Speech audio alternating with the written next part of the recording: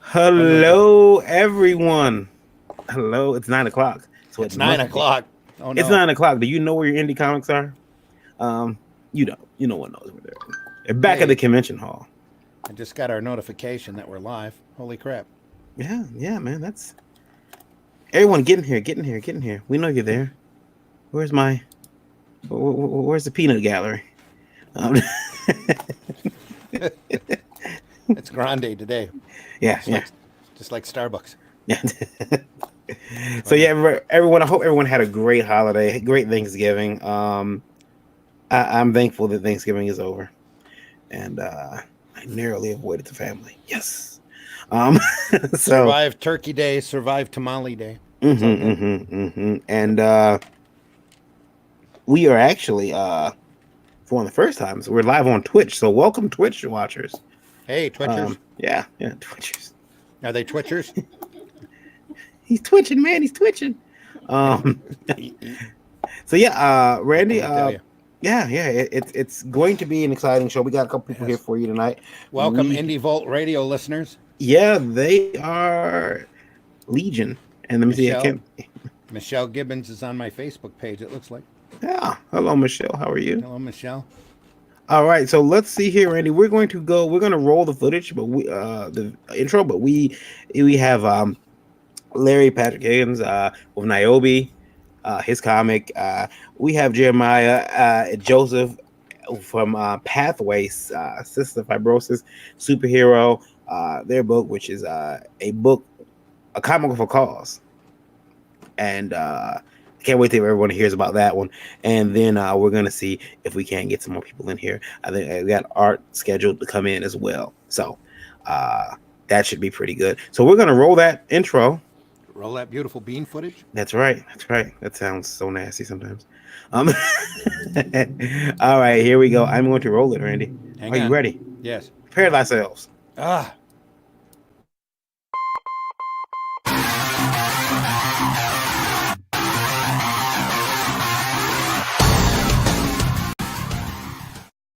There we are. Hey, yeah. Everybody's here. Hello, everyone. Hey, everybody.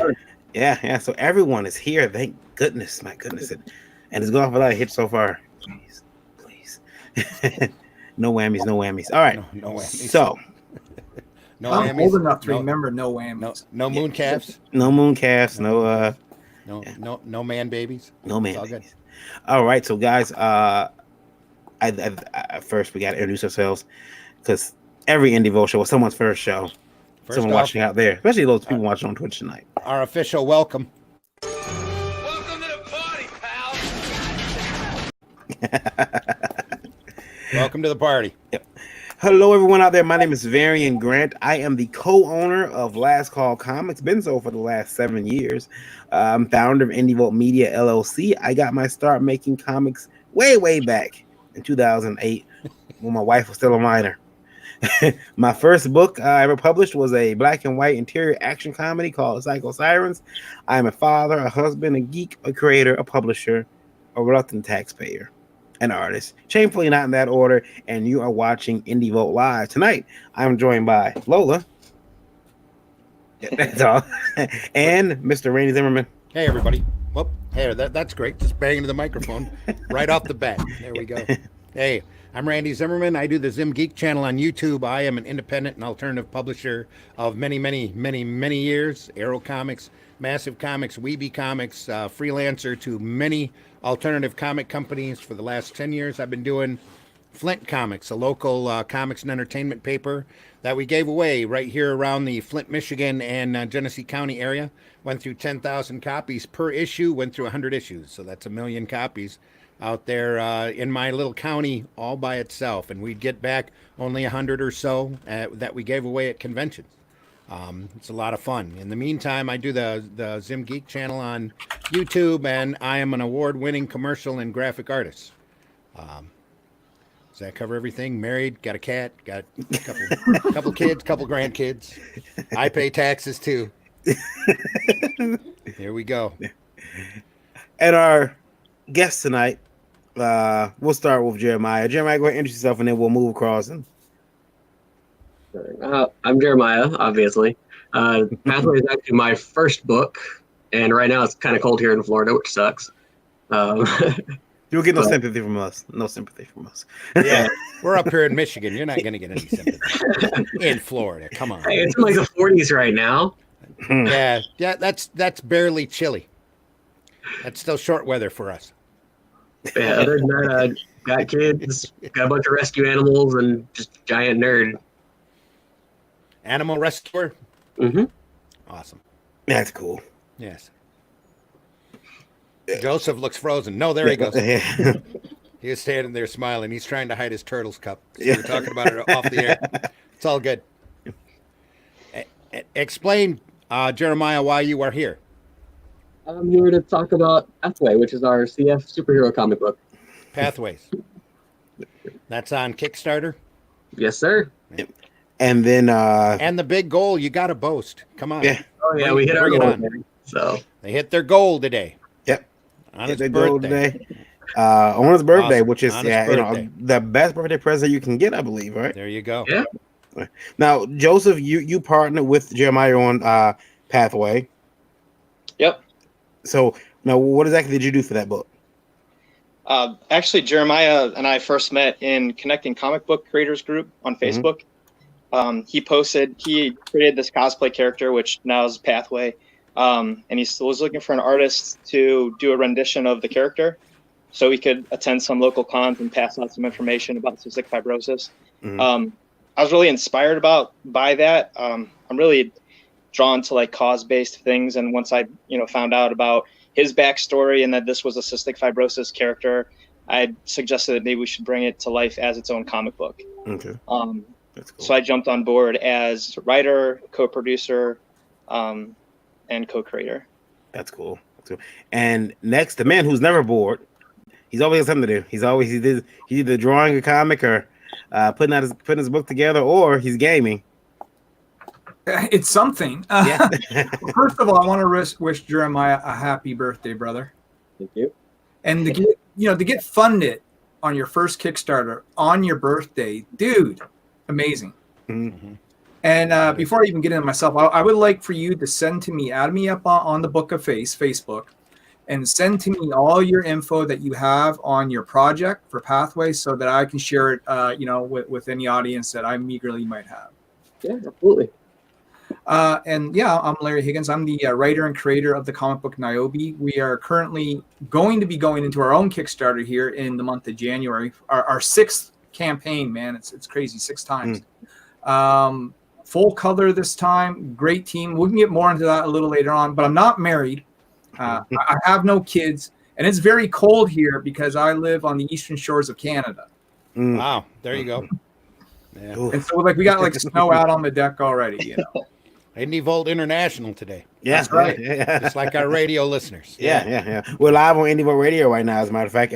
And I want to say hello to all of those. Let's see. Drum roll.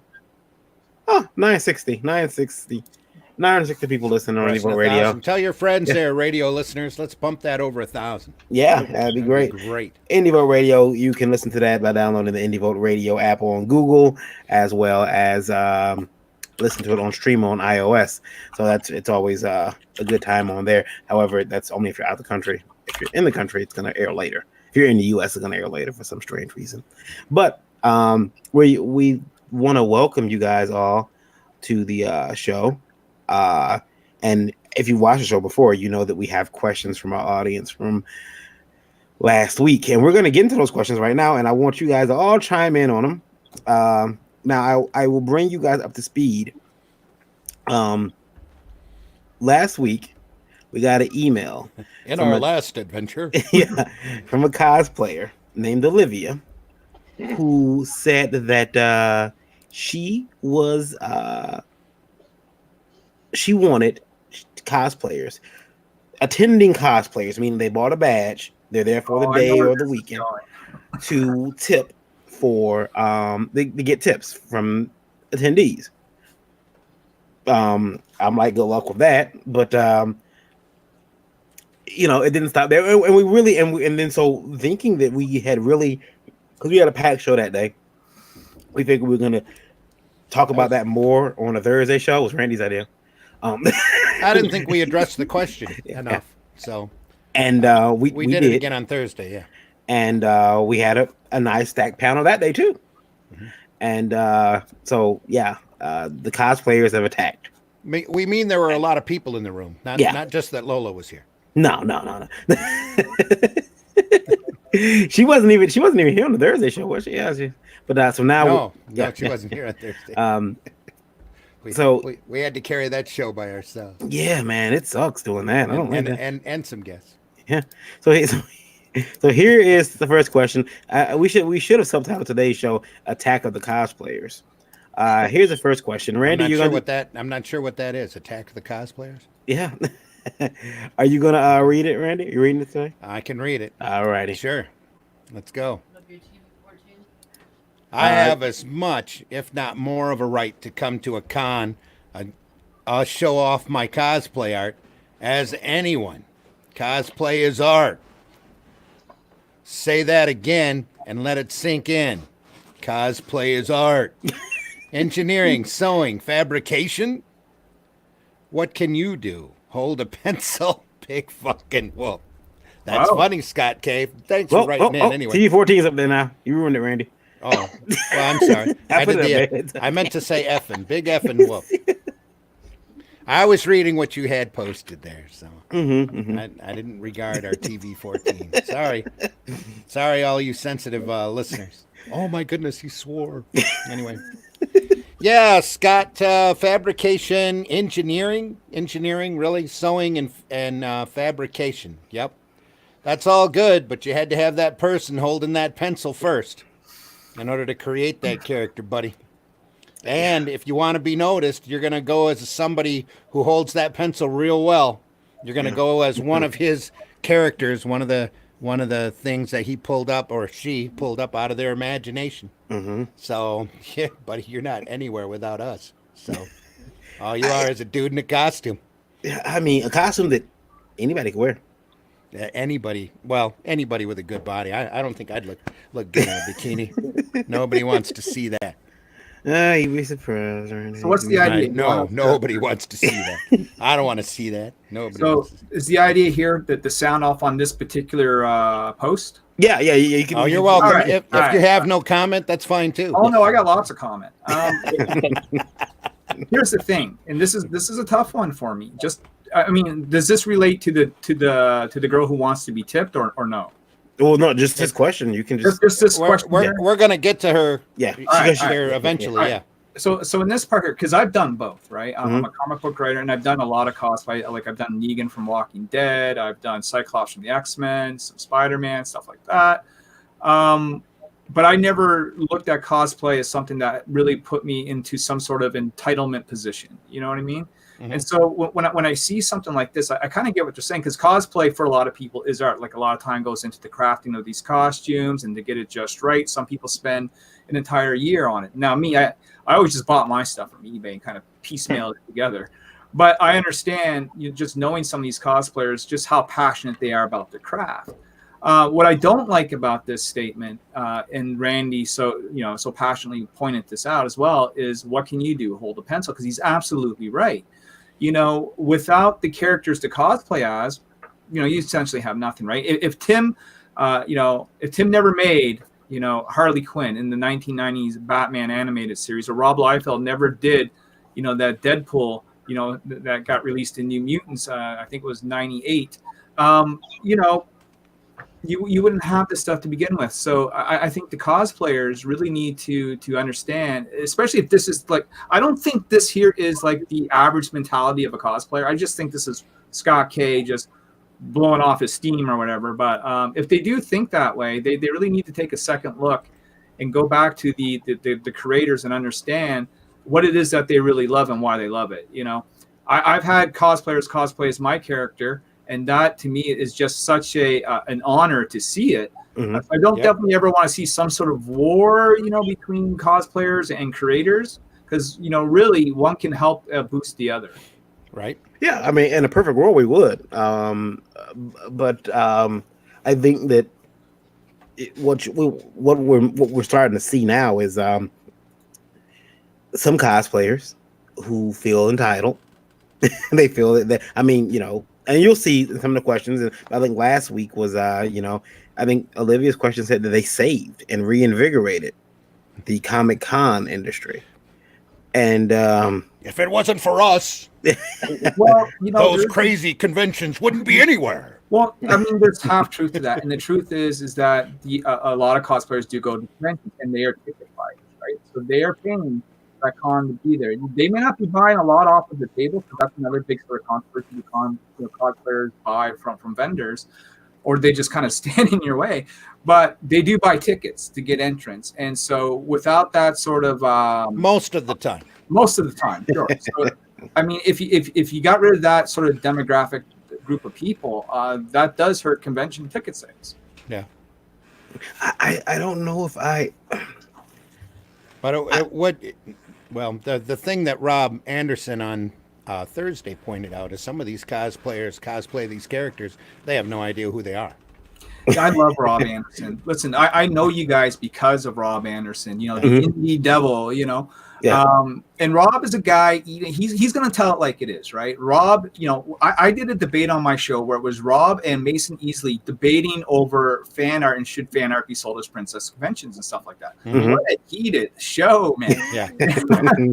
And so I know Rob quite well. And so, yeah, Rob is very passionate. And I like using the word passionate here. He's very passionate about his point of view. And like I said, he's a very straight shooter. And Rob, is creator first, right? Right. Yeah. And, I get his point. But, and I don't mean to play devil's advocate. It's just because I have cosplayed and those cosplayers that I know a little bit about the mentality of it. Mm-hmm. And I don't think it's this. I think it's one guy. Jeremiah, Joseph, do you guys have an opinion on this one, or do you guys you want to stay clear? I have a lot to say about this. I was just waiting for everyone else to say their piece. Okay. He's gonna take their side. He's gonna take the side. Watch. Here we go. Give him his mic. You guys are safe. You guys are safe. No, can I come at this from a creator standpoint? Sure, you can come at it from any standpoint you need to. And remember, we're TV 14. So. Yeah, so you can make sure you're sitting. Button out. Yeah. No, I mean, from a tabling perspective at a show, as a creator that's trying to put out original IP, you're competing with, the people that have donned the pencil in years past. So all those characters that came to life from hundreds or thousands of issues of legend and lore and everything. So, if you're tabling next to someone that's all they're selling, if they're a cosplay artist and they're selling prints of themselves in a well-known costume, like, can we say characters' names on here? Sure. Oh yeah. Like good. Deadpool or Harley Quinn or something like that, then they're going to sell well. But when they come to a table for an indie creator and they might not know your property as well, it's going to pull sales from you. So I understand if they're paying for a table and, they're allowed to sell prints, that's kind of that gray line. Is that fan art? Do they own the property, the license to the character, all that kind of stuff? Mm-hmm. So you're competing. And I don't want to flash back to the comment you had last week about the tips and whatnot. But if they were paying to table and they were accepting tips, usually when I see that, it's nice to see if it's going to some kind of a charity or cause. Right. But if they're just kind of absorbing, there's only so much cash flow or money that's going around the con floor at any day. And, when you're paying table fees and travel fees as an independent creator, it's really tough to break even at those shows. So if you have more money being sucked out by, cosplayers and stuff that are going there with not unoriginal characters, but ones that are well established and, they don't really own the rights to per se, it makes things more difficult. So, yeah, I understand what you're saying, Jeremiah. I want to put out the fact that it's like, what can you do? Hold a pencil, big effing whoop. Yeah, that line's an insult to creators across the board. Yeah. Scott K, cash me outside the con. We have to have a discussion. What can you do? Hold a pencil. Yeah, that's pretty hard. Yeah. I'll be the first one to say cosplay is absolutely art, but it's just them bringing our art to life. So they kind of need us to do their thing. Yep. Yeah. I mean, because if you can walk around the con as the original IP, and people are like, who the hell are you? Exactly. But Yeah, And every last one of these characters that they cosplay at one point or another was just as unknown as any character that's out there in Artist Alley. Mm-hmm. So Yeah. all it takes is a little bit of recognition, maybe a little corporate push, Mm-hmm. and just because you dress up like a character doesn't mean that you're bigger than the people that created it. I mean, that pencil can do so much. That pencil is either drawing the book or writing the book. So that pencil is essential. Yep. Yeah, I don't get it. Next question. Unless you guys, are we finished with this one? Jeremiah, Everyone. any input? I said my piece. Did Larry? Did you want to get back on this one? Or are you good? Or Well, I got a little screen share here to pop up. okay, let me see here. So that's me doing the cosplay as Cyclops. Mhm. Oh, I just figured since we were on the topic, Yeah. I'll show you that. And there's just one other thing I want to show you guys. Okay. When it goes into the world of cosplay, Mhm. let's see here. I'm just trying to figure out how this works. Share screen again. This here, beautiful girl named Emily. She cosplayed as my character Niobe. We took over a bar for a night. She knew the owner, and she did an absolutely phenomenal job. And this is like a great example where, I'll pull it up. where I really went, and we made this a poster, by the way. And this Okay. is a great example of how cosplay and comic books, really should come together, right? Mhm. She helped sell a lot of comic books at the table. Having a beautiful girl like that, drew in some more interest. She was taking pictures with all the fans and with the kids and stuff. It was phenomenal. Mhm. I really want to see, this sort of like, I want to see more positivity where we can work together instead of against each other, Yeah. Well, that's a very nice sentiment. But let's dig into the rest of these questions. Let's see and that again, possible. and again, these questions do come more than likely from the extreme. So Oh yeah. These questions are from Arkham Asylum escapees. Let's see here. The next question is let's see here. We'll keep the cosplay questions going. We got the TV 14 up already, right? We're good. Yeah. So here we go. I'll try to edit it. See, yeah, I make no promises. I cut and copy these as they come in, and some people are very good about editing themselves. Other ones, not so much. So, yeah, here we go. We've raised the ire of a few costumers. Yeah. You All really right, what's going on here now? possum-faced mother effers can suck my. Well, there we go. F you all and your stance on cosplay. If I see any of you at a con, I'll raise my leg and piss on your table. Oh, that'll be great. Let's see how fast we can get you ejected out of the convention, dude. That'll be great. Yeah. El Gerard, Yeah. Fuzzbots, No, fuzzbots. Fuzzbots. That says boys. FK boys. Yeah, fuck boys. What's the other one? Kithiba Bye. Okay, thanks. Bye. Yeah. El Gerard. Yeah. Yeah. Okay. Thanks. Bye. Yeah. Whoopee. Yeah. Fuzzbots. That'll be great. Fuzzbots. There That'll we be go. great. Carry that attitude for the rest of your life, El Gerard. That'll be phenomenal. Let's see how long you last at shows. That'll be good. First of all, Come and raise a leg at my table and see how fast we can get you ejected. Wasn't he in Talladega Nights? Yeah. What do you say about the? So I guess we should all be carrying plastic There's a problem. and cover our stuff before they cover our stuff. First of all, sir, possums. This is raccoon. So, first of all, I see no face on that raccoon either. yeah. But you possum face mother person. I don't think elephant is possum. No. Oh, your mascara runs, but yeah. It's That'd like- be a raccoon. yeah. And I think Yeah. that telling us your C is a little furry is probably TMI at this point. Wait, We're only TV 14. I'm like a possum. No, Like they what? were saying, El Gerard said, Yeah. we can suck his furry C. Oh, is he a furry? I don't know. Apparently he has a furry Sounds one. like it's That's So- from that comment. Yeah. Yeah. I guess we don't have to chime in on this question. Everybody, it's more of a statement. It's not even a question, Yeah, right? that's not even a question. Yeah, really. It's just a statement. That's just someone angry with your take. We can move Yeah. on from that. As Yeah. Bullwinkle would say, fan mail from some flounder. Yeah. Or fan mail from some flounder. And oh, there we go. Okay.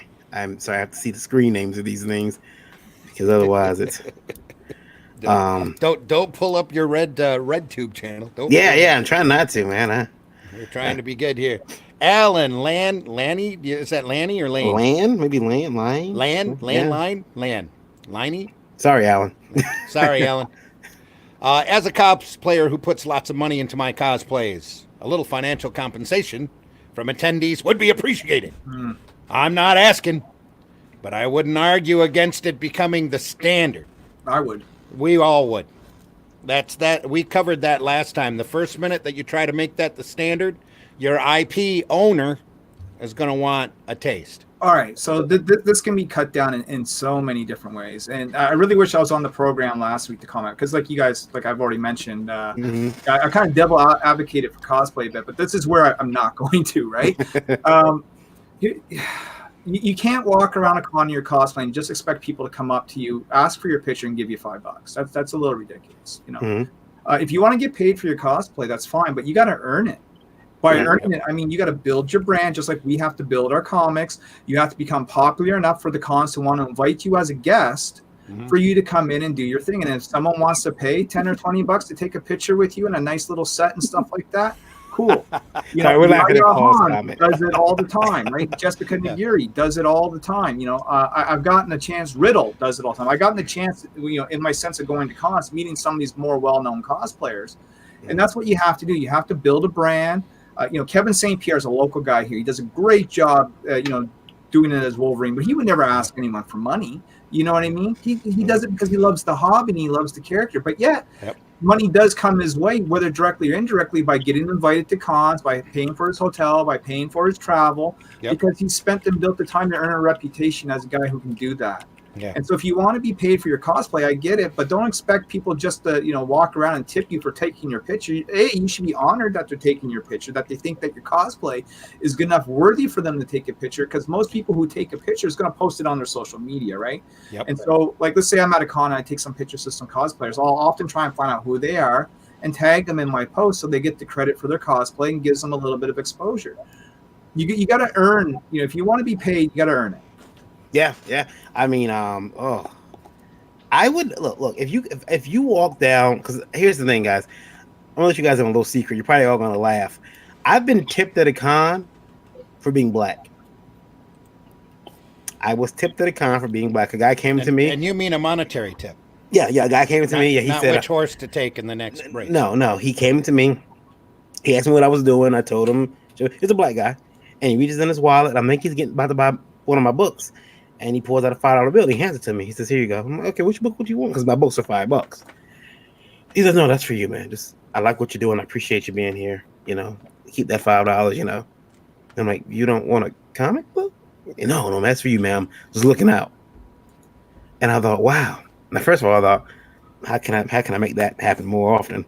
But I also thought, like, you know, I was a little upset actually, because I wanted him to buy a book, not just to give me $5. Buy and read the book, right? Yeah. Like, maybe you might like it. I mean, I'd rather you buy my book and come back and buy another one. Yeah. And I'm trying to get you hooked, right in that vein there. But he did not like he didn't want to do that. He wanted to give me a tip. So I mean, there's kind of misplaces the indie comic spirit, or we'd rather be read.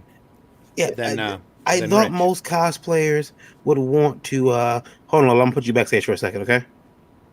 Who, what? Okay. I'm put you backstage for a second, okay? Okay. You bet. Yeah. So there's Ryan. Hey Ryan. Howdy. Hey. Hello. Hey. We're answering questions. Lola's backstage. Lola, you can control some of the stuff too backstage. Like Randy, couldn't that Jolly be back up there, Randy? Yeah. I did. But yeah. Nobody wants to see or hear what I'm about to. I like how that cut out. Can you still hear? Okay. Yeah, so there is there's a question that There we go. Just the had to make the cosplayers nose a little redder. That's all. the cosplayers are wouldn't you want to be as a cosplayer? Wouldn't you want to be there for the love of cosplay and not the money? Well, that's a theory. Yeah. So You're I'd there to rather celebrate the character that you're dressed up as, Yeah. not to celebrate you.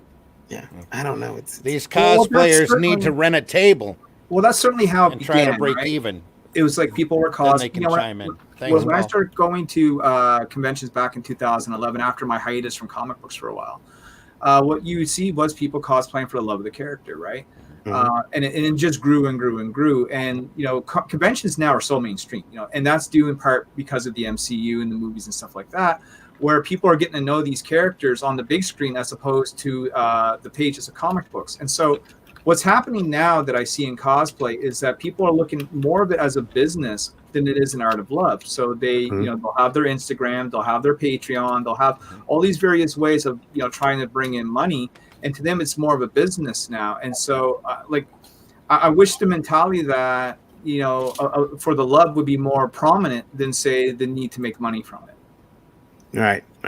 Art, we're I don't know if you watched last week, but we have problems with cosplayers now. Okay. It's all Randy's fault now. But the thing is, cosplayers. There's a cosplayer, one in particular, who's trying to push this idea that cosplayers should be tipped. And these are I bought a ticket to the convention cosplayers. These aren't your professionals like Jessica Riddle. These aren't your professionals. That's a whole different level. Right. I bought a ticket. I dressed up. Give me money when I come to the show. And she said that Money Hollywood from who? From the convention? From the attendees. So like if you say, "Oh my God, your Black Widow's great. Can I take a picture of you?" Sure. Because she says Hollywood Boulevard actors get tips. I watched the whole documentary, by the way. On how Careful, they we don't all get laugh too, but that's, that's okay. So then we get called mother effers, and we can suck their furry C's. So yeah, we got so. Well, I believe we were called possum faced mother. Possum faced, yeah. So and today is the attack of the cosplayer. So yeah. It's been pretty intense. Yeah. All right. So here we go, Randy. Here's Olivia. Do we need to do we need to introduce Ryan since we just brought him in? Ryan, go ahead and introduce yourself real quick. Okay, so I'm Ryan Tavares. I go by Art on Facebook. You can find me on Instagram as Tavares Art. I'm a comic book illustrator and graphic designer. On my own books, I do a little bit of everything: writing, drawing, letters, colors, inks. And then I am also working on a couple other projects as well as an illustrator. Which books, Art? So working with Three Wise Men on Motor City Mo. I do the art on that, so line work and a little bit of like flatting and stuff. And then I am also working on a series called Nomads, which is my own personal series. I've been working on it for the last couple of years. Okay. And there's a couple other projects here and there, a lot of anthology work, stuff like that. Where can people most recently find you? You can find all of my work on my website, tavaresart.com. Or you can, I post pretty regularly on Instagram at Tavares Art. And how are we doing on views, Varian? Do we need to go around the table again and introduce everybody? No, we're good. We're good. We still got, we're still. Okay, we don't want anybody to not know who we are. No. And Lola's still backstage. Don't worry, all the Lola fans. She's Yeah, still she'll backstage. be back on. Yeah, she's moving stuff around because we're at 6, so we move people around, and I'll probably jump out when I put this next question up because. And as soon as we can go 9, we're going to start that Brady Bunch thing and start doing tic-tac-toe. Oh yeah, that'll be fun. So Olivia strikes. That too. Yep. Here comes Randy. Ready? Olivia strikes. Olivia strikes. Here she comes. That could be your cosplay name. Olivia strikes. Hey, a-holes. They're trying to edit myself there. When did Sci-Fi make a series based on indie comic artists? Well, that was probably before your time, but that's okay. What do they call that room? The Sci-Fi, not the Sci-Fi room, the something room. Anyway, I was on that a long time ago. What con gives artists cash prizes for having the best comic of the show. None. Cosplayers get that because we are the con. Olivia. All right, so she's so wrong in every statement. Every statement that's made. We try here. not to laugh. We try not to. But, yes. but no, here's the thing. When did Sci-Fi make a series based on indie comics? You know what? Teenage Mutant Ninja Turtle, first of all, started off as an indie comic book. Eastman Miller, one of the biggest franchises in modern day history as far as toys and cartoons are concerned. But you have to get your start somewhere, right? Whether it's in a comic book or you're already established in the big two, whatever it is, you're going to get your start somewhere. And if your start becomes popular enough, then kind of like what Randy said earlier, you might actually be cosplaying one of our characters down the road. Sorry to tell you. What con gives artists cash prizes for having the best comic on the show? All of them. And I'll tell you why. You're running a con and you bring in Todd McFarlane, you're paying that man to be there. You're bringing in Jim Lee or J. Scott Campbell, you're paying those people to be there. And that is your draw, okay? I went to Fan Expo. I got to meet Stan Lee and Todd McFarlane in the same day. You know, and let me tell you something. Those gentlemen don't come cheap, okay? Yeah. I get to meet Jamie Tyndall, Don Mateague.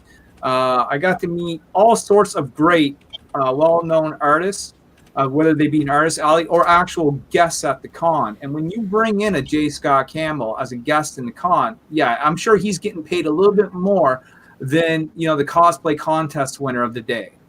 Then that's just that's how it is.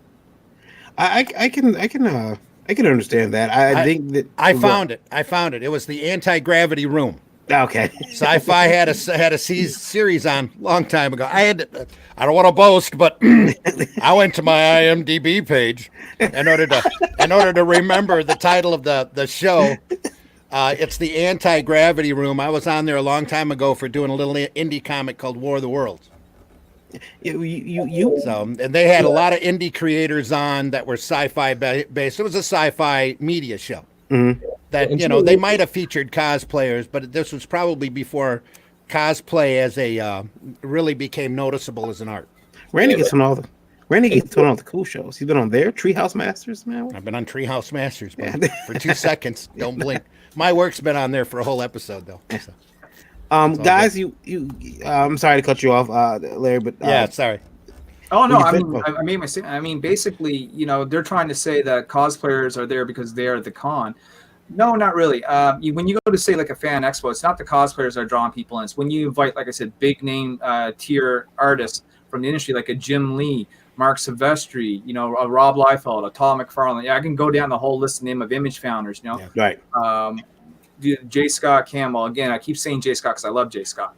But you get what I'm saying. You know, you have Chris Claremont or Frank Miller there, you know, as far as like maybe writers go, or Peter David or something like that. Yeah. You know, they come with a price. Yep. And so, yeah, they do get paid to be there. Sorry to tell you.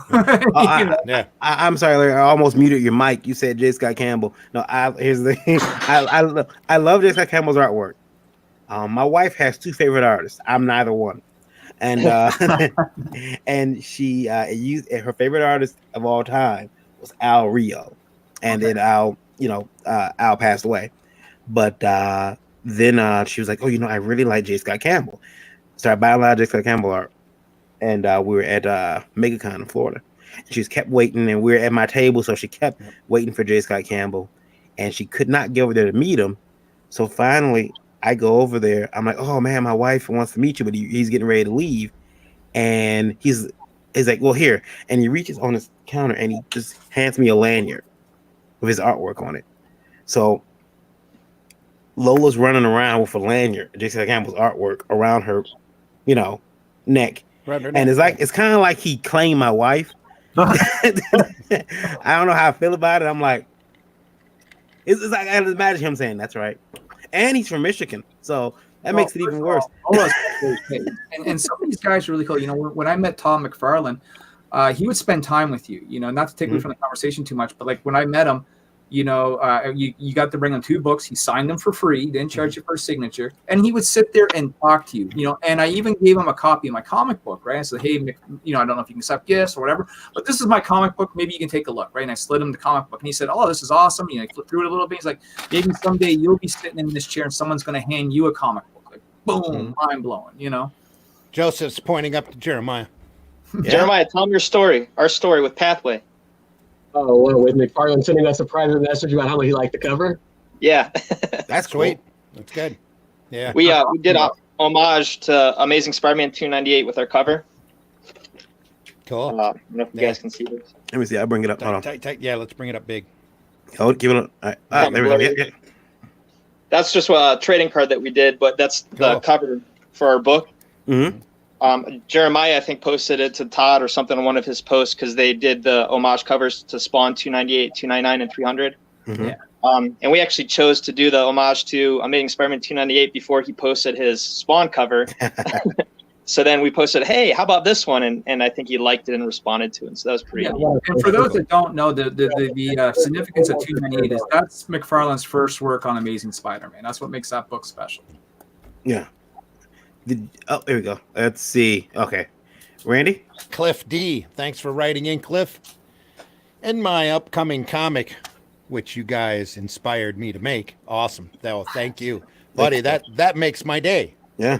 That's incredible. Thank you so much. I've stylized the nudity to be less well, okay. Thanks to you guys. Now I don't know. Here we go. We've inspired him to make nudity. Here we go. I've stylized the nudity to be less explicit without that should be butchering its essence. Yeah. What do you all think about nudity in comics? Cliff D. Great topic. I've had it come to me 100 million times, man. Because my comic book features Niobe, who is a sexy looking girl, flat out. We're an homage to bad girl comics of the 90s. You know what I mean? Like Witchblade, Evangeline, Darkchild, Lady Death, all that sort of stuff. So we have sexy covers, I had an independent company contact me. They wanted to order 100 variants of my cover. I think it was for issue 2. If we would make her topless. And I said, I don't know about that, right? Yeah. It's a nice little chunk of money, but topless. So I messaged my artist for the cover art. His name is RB White. He's done work for Action Lab Comics and Zenoscope and stuff like that. And I said, well, what do you think of this? And he said, go get the money, right?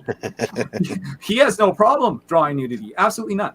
I, however, didn't want my comic book to be known for that. Yes, we have a sexy girl. Yes, we have sexy covers. But the minute we start taking off her clothes, that's what it's going to be all about, right? And I was just like, I want people to understand that, yeah, we have some pretty eye candy, but there's still some substance in the middle. We just make it about TNA completely and kind of go that kind of borderline porn route, then we're done, Right. And so we didn't do it. However, with that being said, there are some great comics out there with nudity that are in them that actually, fit the story very well, or that is sort of their bread and butter. They do the risque covers and that sort of thing. And I have no problem with it because I'm a guy who absolutely believes in do not censor anything. I'm against the censorship of art. I remember when they came after Milo Manera for a Spider-Woman cover. I remember how they recently came after J. Scott Campbell, for sexualizing women. I believe that all art has a right to be on the shelf. And nudity can work, done in the right stories, done in the right way, and done with a little bit of class. Art, what do you think about that? Yeah, I'm kind of on the same page as an artist, as someone who draws. The last thing I want is someone to tell me what I can and can't make, especially on something that's my own book. Mm-hmm. So I think there's kind of a time and a place. I think depending on what sort of genre you're shooting for, there's a classy way to do it, or there's a fan servicey way to do it. Right. I mean, and that's actually kind of the cool thing about comics is that there's something for everyone. So if a comic contains nudity and it's not for you, there's always something else that you can do or read or look at. The thing that always bothers me, though, is when an artist or someone is pigeonholed into a style or like that's the only thing that they can ever draw. I know myself personally, I like to bounce around between genres. And I would like to, in the future, explore some more mature stories, do some stuff with some more, pinup style, pinup flavor. But currently the comics that I'm working on aren't necessarily in that direction. And so, there's definitely something to think about there about, yourself as an artist and how you're read by your readers. Right. Joseph? So, Anything to I add? mean, it was mentioned that, is it in there just to, be explicit or is it in there to advance the story? And then also, is it responsible to the genre that it's in? Obviously, you don't want to be putting out kids' books or all ages audiences books with that kind of stuff. Oh, absolutely. Yeah. But things, like Zombie Tramp, Bill McKay, that's, kind of what that's all known for. And they do those risque covers and stuff. And that's what his audiences come to expect.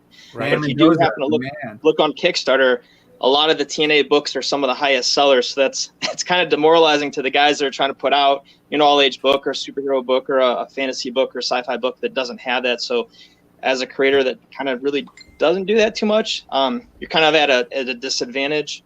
Because a lot of the money is going towards 3 or 4 variant copies of, the explicit covers. So, Lola, are you wired up? I am. You are. How do you feel about nudity in comics? It doesn't bother me. As long as you're not selling it at the table with like kids' books next to it, Yeah, I'm fine with it. I keep mentioning to Varian that the days of adult Comic Con are very few and far between. I think there really is a need for one. Yeah, I think there's really a good need for one because I come from a time and era of the underground comics when people were pushing a lot of boundaries, a lot deeper and a lot farther than what they do now. Arcrum. A lot. Well, yeah, Arcrum. A lot of that material is just incredibly classic. But if you read it today, it's wow. It'll blow your mind. Yeah, and there's a lot of truth to what you guys just said here as far as about like where it's positioned, on the table or what it's next to. You certainly don't want to have a risque Dan Mendoza Zombie Tramp cover on the bottom shelf where a kid can reach it. That's sort of top shelf material. You know what I mean? True. And I believe that there is room for it. As far as like an adult oriented con, it's kind of geared towards more ages, all ages. And when I've had kids come up to my table, right, and they see Niobe, she looks like an anime character, so they're interested, Right. And I'll have a mother might buy the comic for their 10-year-old, and I go, well, before you do, I just want to let you know, right? There is no nudity in the book, but there is mature subject matter and there's a little bit of swearing. You know what I mean? I don't think it's appropriate for 10-year-old, but that's your call to make. And sometimes they're like, yeah, no, you're right, or sometimes like, yeah, I'll buy it and I'll check it out. You know what I mean?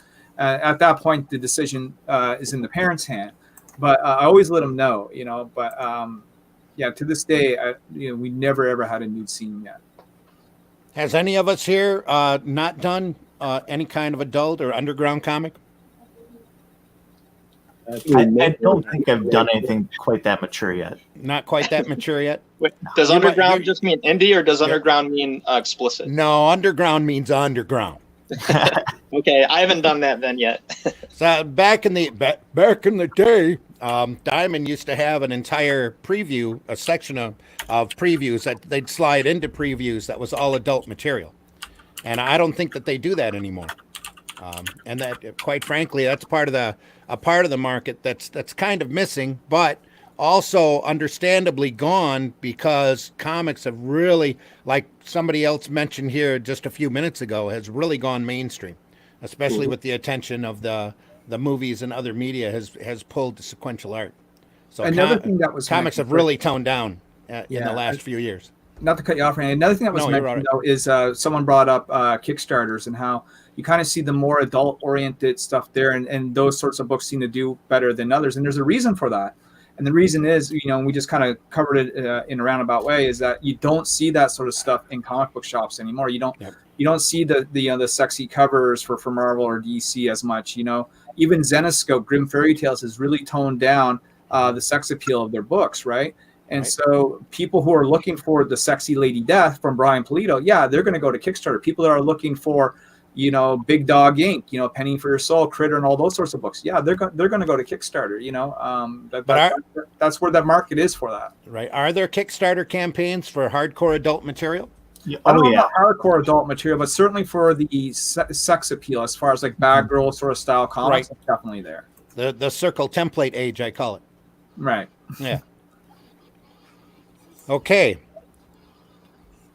Anybody else? You guys have some comments in your YouTube channel here. I don't know if you guys are monitoring your YouTube channel, but I am. Right now, you have 9 viewers on YouTube. You have Paul Schultz in here. You have Simon Sim. Yep. You have Dave. You have Ralph, man. Ted Davies. Ralph, if you're in there, you're not on the... Oh, there you are, Ralph. Oh, Ralph's right here. So Ralph says, I mixed nudity and gore with The Dead, and Jason Moore and the fans of that genre loved it, but we're banned in UK and Canada. Yep. I'm sorry. That's because the covers were ultra graphic, though. Simon says hello to everyone. And Paul says, and this is going back a little earlier, these cosplayers need to rent a table and try to break even so that they can chime in. Yep, I agree. Varian, do you want to come back in? Give me a high sign. No? Okay. He's ready. He's coming ready? back in. Are we bumping you out? There we go. Shuffle. We're Sorry. tag teaming today. Tag team. Yeah. Which sounds really gross, but it could be fun. Anyway, so we're done with all the questions. That's all the questions I have. So I want to go around and talk to Jeremiah and Joseph about Pathways, which is their book. And that book is I keep joking, but it really is a comic for cause for cystic fibrosis. And do you have that? Can you call it up? Yeah, I will. But I listen. I made a comment on my Facebook a couple of days ago. I said when we were talking about characters like from sitcoms that may have inspired you, maybe not even sitcoms, and some of the characters that inspired me as a kid or that I want to be like was Alvin from Alvin the Chipmunks. Like, it was cool. But I loved Zach Morris and Alex P. Keaton. And my wife says, "Oh my God, that explains a lot about you." So a part of my heart broke when Jeremiah and Joseph told me that Pathways is free. My heart was broken. I'm gonna bring up Pathways. Can I bring up your campaign? Yeah, go for it. Okay. Now they launched a Kickstarter, which by the way, it's it ends in 3 days, actually. Yeah, we have 3.5 days. But they just closed it out. They just actually funded today. Nice. So here it is, Pathway. And let me play the intro for everyone, actually. Hold on, I'm going to have to close it out and I'll play it. Hold on, give me 1 second now. I'll do it one more time because I got to make sure that the audio is there. I'm gonna play this and then you guys tell us a little bit about it, okay? Let me see here. There it is. Okay. Blow it up. Joshua James is a man on a mission. Fighting his own fight against cystic fibrosis, he has devoted his entire career to discovering a cure for future generations. But when trouble, in the form of the supervillain known as the Gasp, rears its ugly head, Joshua uses this technology to become the hero Pathway and stop him. The Gasp sets its sights on settling a score with the Hartman Clinic administration to deny his son a critical but costly lung transplant. Unfortunately, the transplant ward and all of Pathway's dearest friends are caught in his crosshairs. Can Pathway overcome his own physical limitations and the wrath of a man hell-bent on vengeance to put an end to the Gasp's reign of terror? Hi, I'm Jeremiah Stemple, and I'd like to introduce you to our project, Pathway CF Superhero. Being a cystic fibrosis warrior myself, I wanted to find a way to introduce a hero with the limitations of someone fighting CF, but with all the benefits of nanotechnology and a scientific intellect rivaling that of Tony Stark. With that in mind, Pathway was born. I started posting in comic book creator forums on Facebook to see if I could find an illustrator to draw the cosplay character which I had created. It was there that I met Joseph A. Michael, who was so moved by the project that he thought Pathway deserved its own comic book. Soon after, Donovan Peterson was on board, offering his artwork for the cause. And without further ado, I'd like to introduce Joseph. If you're listening to this, I want to say I'm so glad that you joined us on this journey. Creating a comic book character that approached cystic fibrosis with honesty, but also stood alone as a superhero story, which all audiences could connect with, was a challenge. We were inspired by Todd McFarlane's 1990s run on Amazing Spider-Man, with its lighthearted, all-audience appeal. So, we decided to create a story that was entertaining at first glance, but still touched on critical educational issues related to cystic fibrosis. It was a fine line to walk, but I think we nailed the proper balance. I'm so thrilled to be a part of Pathway, and I look forward to continuing the mission with your help. Welcome to everyone joining us for the first time, or for those of you that have been following us since the beginning. This has been a real labor of love for me since cystic fibrosis hit so close to home. I saw an opportunity and wanted to make an impact on behalf of my cousin Jason and his wife Melissa, who fought so valiantly against this disease. Not only to remember them, but to hopefully spread awareness and find a cure so that future generations can live a life free of cystic fibrosis. Please share our story and help however you can.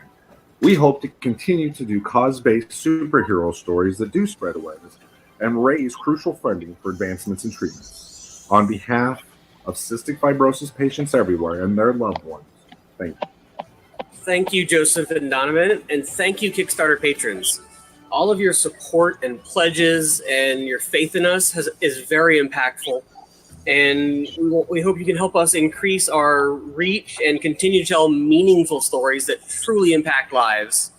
And in the meantime, please don't forget, you guys are the ones that inspire us to keep doing what we do.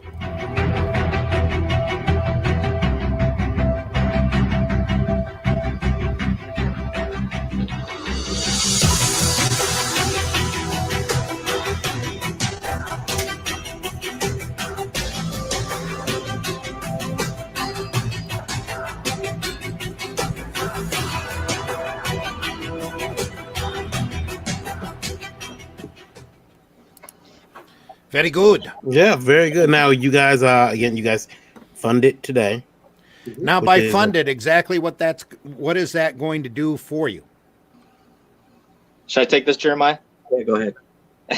So, as part of this, we were fortunate enough to have Donovan Peterson on board to do the pencils as a volunteer for this first issue, because cystic fibrosis was, a personal cause to him. Sure. And that kind of gave us enough groundwork to kind of start the project. We had some other people, artists in the artist community and stuff, that were willing to do inks, but I'm sure you guys know when it comes to free work, it kind of gets put on the back burner. Right. Our partner that we're partnering with, Colton's Legacy, it's a nonprofit organization. They kind of wanted us to get this together before the end of the year. So we were kind of pushed into, freelancing out the inks and the colors. Okay. So we pulled those in, and basically that's the cost of our campaign, is to pay for the inks and the colors. So that the 17 doesn't even cover the publishing costs. Right. Yeah. So fortunately, Jeremiah, he's been an awesome marketing and PR person during this whole campaign. He was able to work out a deal with Colton's Legacy that they help provide for that, as long as we just provided the actual substance of the book. Awesome. I love that hollow foil variant you guys have. And listen. All you have to do to get me to buy a book is put foil on it. You hear Lola laughing in the back. Put foil on it, put chrome on it. I'm there. I can't afford a color chrome on it, but I'll get my books with chrome on it. That's awesome. So it ended today on Jeremiah's birthday. No, it didn't end. They met their goal today. Got funded. It's still got a few more days to go. Now, are you going to keep the campaign rolling after your done date on Kickstarter? So Kickstarter is a thing I think you can link out to anybody that comes in and pledges after the campaign's over. So I think we'll probably have to put up a small website or something that can take offers after, take orders afterwards, pre-orders and whatnot. And when are you looking to go to press on this? So we have all the artwork done, lettered, colored, everything. We're just waiting on the credits. And then as part of our campaign, there is a thank you pledge level that's $5. You get your name in the book as a special thank you. And then there's a $25 level, a memory thing, where anybody that was afflicted by cystic fibrosis, we can put a picture in there. And then scroll down a little bit, Varian. Let's see the different levels. There's a little blurb where anybody can give an homage to someone that dealt with cystic fibrosis or a family member or something, and have them in the book as a memorial. So once those all come in, then we'll be going straight to print. Okay. Now, are you shipping worldwide?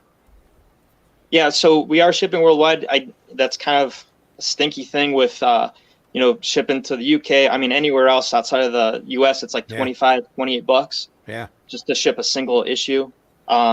So that's something we had to pass on to anybody that backs it outside the US. I wish there was a way around that. Yeah, there is. Sometimes there isn't. Yeah. So yeah, I mean, I guess you can go digital books and stuff like that, but you can't have that really cool holofoil cover. All right, I got a question. First of all, it's a great looking book, and congratulations again on successfully funding it. As a guy who's done it, I know it's not easy, and once you're funded, it's a huge relief. Why cystic fibrosis? What was it about this cause that affected you that you decided, this is what our story is going to be about? I have it. You have it. Okay. See, I didn't know that. Yeah. Yeah. Me and one of my younger brothers both have CF. See, I think that's important, maybe for us to know. This is something that you've dealt with on a personal level, and basically I'm assuming poured your heart and soul out into this book, man. Oh yeah. Is there anything else you can tell us about the book, about the hero himself, and maybe a little bit of plot or something that he has to struggle or go through? Well, the basic idea we had behind it is, like, think old school Captain Planet, where the bad guys were the embodiment of, like the pollution. That's how our bad guys are. They embody like different struggles CF patients deal with. Okay. So that's kind of how we did the educational part. Like, we gotta keep it subtle so it's more fun than do like an editorial page at the end that goes more in depth. I was noticing that the cystic can't pronounce words tonight. Wow. CF, we know what. Yeah, You know the CF, the ribbon is purple. Yes. And I have a illness called hidradenitis suppurativa, which is I have to pronounce the whole word because it's a skin disorder, and I'm really white. This turns me black, messed up my credit and everything. But no, I'm just joking. But the hidradenitis is a skin disorder where I don't sweat, so I get these boils and everything. But our ribbon is purple like yours. But I make sure I pronounce the whole thing, Randy. I can't say HS because that's what they want to call it. But there's another skin disease with HS as initials, and don't want people to think I got that. You wanna avoid confusion. Yeah, I want to avoid confusion. But you got my ribbon colors, man. You got to run those back. We gonna need our purple ribbon back. You can't. You got Well, I wasn't the one that signed the colors, so. And one thing I noticed about your logo that stands right out is that the P in pathway. Is, I love that logo. In the shape of that ribbon. That's an awesome layout there. Thank you, Lucas Catoni, for that one. Lettering bear. Yeah, there you go. And I'm sorry. The reason I took it down is because I just pledged. So I didn't want people to. Oh man, we really appreciate that. No problem. I pledged, and I didn't want people to be like, "Hey." Yeah. So now it is the book is are you going to be giving it away for free to children like in hospitals or anybody that's currently going through treatment for the disease? I mean, pretty much anybody who wants it, we'll give them a copy. But we are going to do a few events at hospitals and stuff where we'll be handing them out as well. When me in costume and everything. So the concept with this first book, since we have a charity partner, Colton's Legacy, and they're subsidizing the print run, was that we'll hand out for free with a suggested donation to Colton's Legacy because they do provide expensive medical equipment to the cystic fibrosis community for people who can't afford it. Now, do you have contact information for Colton's Legacy on the Kickstarter? Yeah, on the bottom of the page, there's a whole the image of Colton. We're going back to it. Jeremiah, who in Colton's like immediate family or whatever was afflicted by cystic fibrosis? It's his little cousin Harper. His cousin Harper. I think he's sitting with Harper in that picture on the bottom, and then that picture will link out directly to Colton's Legacy. If anyone's interested in, their mission or donating something to them. Yeah. And if anybody, and for the listeners on IndieVolt Radio right now, I got, okay, yeah, that's cool. Okay, so. That's Pathway under Kickstarter. Yeah. Someone from Mexico says they would love to have a copy of the book. They're going to try to donate tonight because their grandmother has cystic fibrosis. So. I was going to say, this probably hits home for a lot of people. Absolutely. One thing I've noticed here, and this is just me going through your tiers. I'm sure we'll get into them individually in detail. But one thing that I like about this is that you're offering digital, right? And so this is kind of more of a debate, amongst creators whether they want to offer digital copies of their comic books or not, especially in the recent light of the whole piracy thing that's been a big news piece on Twitter lately. Yeah. I personally like the fact that you have digital here because I just backed you on a digital because it makes for me, a guy in Canada who went to look and see how much it would cost to have that book shipped to me, would have been like a $36 comic book, right? Isn't that crazy? Yep. It's so expensive. It's crazy how that works now. So the fact that you have digital, I'm able to back it for a couple of bucks. In mind you, it's only a couple of bucks, but it's still a couple extra bucks your guys' way. And I'll share it out, and I'll get to read it and review it on my channel. It means a lot to me. So hats off to you guys. Was there a particular reason why you did digital? Did you debate about it, or did that not even come into question? It was basically just for the reason you said, so that people like in other countries wouldn't have to pay that obscene shipping and could still see the book. Yeah. Right. Oh, congratulations, guys! You just got another backer. And this is Thank you very something, much. even if it does, heaven forbid, if it does get pirated, the important thing about it is to get the message out. Right. And for you guys who don't know who Colton Underwood is, he's the one that runs the Legacy Foundation. He actually played in the NFL for 3 different teams. He was on The Bachelor and The Bachelorette. Okay. Cool. And so Jeremiah can share more about this, but he was actually on a call with a child with cystic fibrosis, Jeremiah, in the UK. Yeah, Scarlett. Yeah. And just to see their face light up, just to find like a connection with Pathway and hope in this, character that's kind of created for them. I think that's kind of the whole purpose of the book. Bring hope to people that are suffering, dealing with, major life issues. A lot of us, we're very thankful that, we're not facing huge issues like that. So I think that was, my calling to just try to do something to help others, because there are a lot of people suffering with this. So anything that I could do to kind of help bring awareness, and also kind of bring inspiration, hope. Anytime you can bring a smile to a kid's face, I think it's worth $1 million. Oh yeah. Yep. Now, one of the things I noticed here, right on your main image, is as seen on Fox 13 in Tampa Bay. So you guys made it to the news. Right. We were on Fox 13 and we were also on Bay News 9. So how was that? Well, how did that go over? I mean, good. We actually got a lot of followers on the Facebook from people who had seen it. I got recognized at work a few times from people who saw it. That was cool. Very nice. So maybe someone will start cosplaying as Pathway at another con. There we go. You never know. It's strange when it happens. You don't think anyone's ever going to cosplay as your small indie character. Then you're at a convention, and next thing you know, someone walks by your table, and there they are. You know. What I mean? Yep. You're pledged. $2. Let's get digital for $2, people. You can get in on this book. It's not going to break the bank. It's going to get you a good cause. Copy. It's funny that you said you never know somebody's going to cosplay as your character. That's actually why we chose such a simplified costume, is so it could be easily replicated if like a little CF kid wanted to cosplay as him. Yep.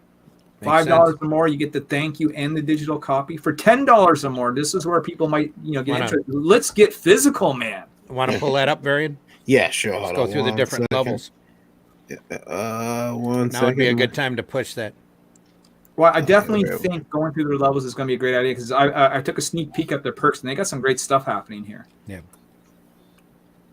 So let's get physical. Hard copy of Pathway #1, regular cover, print shipped to the U.S., digital copy.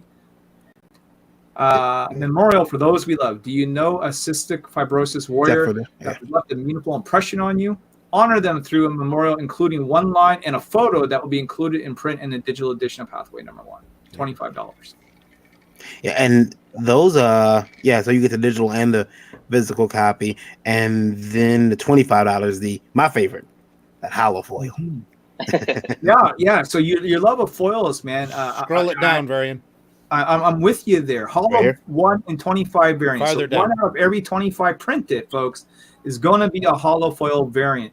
Do you have let me ask you guys, do you guys have a proof copy of that at all that you can show, or no? Not yet. As soon as we get it, we can we'll be posting it, and we can send. Yeah, that's gonna look pretty sweet. Yeah. Mm-hmm. Shall I continue? Yeah. You're doing such a great job, buddy. That's why I'm not interrupting you. Carry on.